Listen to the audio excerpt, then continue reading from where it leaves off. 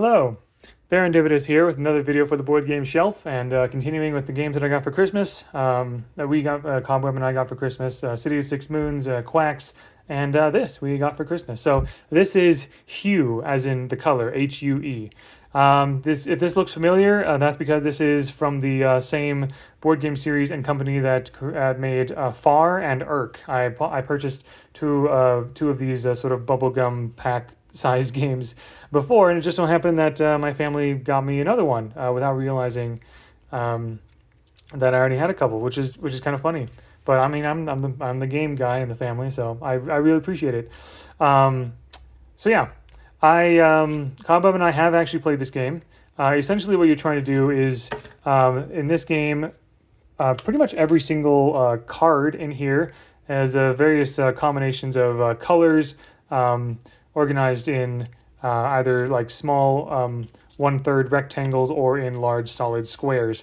And there are some of these that have a poison symbol in the middle, one for each color.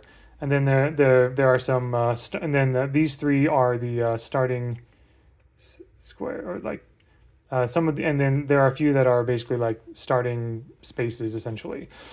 What you're trying to do is you're trying to score points from a particular color, and you're going to try to commit to a certain color as you go. So you and your opponent draw 6 cards, and oh wait, sorry. Did you start with you start with 6 cards? Okay, yeah, in a 2 to 4 player game, each person has 5 cards, 6 with, but all plus a poison card, so 6 cards total. If you're playing with 5 players, then you do a 4 to each player with, and then everyone also gets a poison card as well. And you basically start with this. This is what you're starting with. So you're placing these cards like this, and what you want is continuous groups of colors. So for example, this green square right here and this green rectangle, that counts as a continuous area, and so on and so forth, right? The solid squares are each worth 3 points, while each of the small rectangles are each worth 1 point. And a single straight line, this is 1, 2, 3 points. So the white lines do divide all of the shapes. If there is a poison symbol next to, like within the color, that means that is worth 0 points completely. Here's an example of a game at the end here. So for example, this purple space, without the poison symbol, it would be 1, 2, 3 for the square, and then 4, 5, 6 for each of the 3 smaller rectangles. That would be 6 points. But because there's the poison symbol within that purple area, it's actually worth 0 points. Now, you and your opponents are going to be playing 1 card at a time, or 1 card per each of your turns, and you're going to be left with 1 card. No matter what, and that card you're keeping is going to be the card that you're going to you're basically trying to commit yourself to a specific color. It's whatever color is in the exact middle of the card. So if you ended up with this card as your last card in your hand, you would be looking at blue. If you ended up with this card, then you would be looking at green. So it's just the color that's in the exact middle of the card. But yeah, basically, let's see. Each color's point value is determined by its largest contiguously connected area. So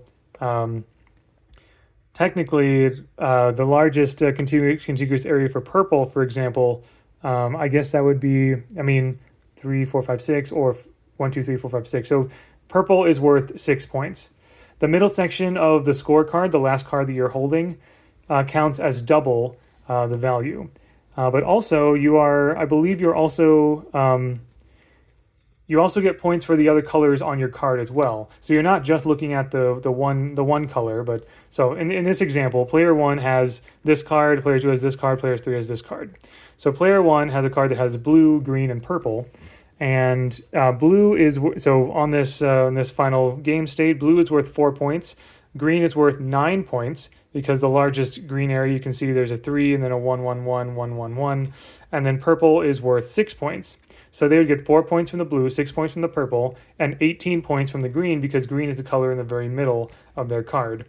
So, and they would have a total of 28 points. and you can kind of see how that works. That's basically how the game works.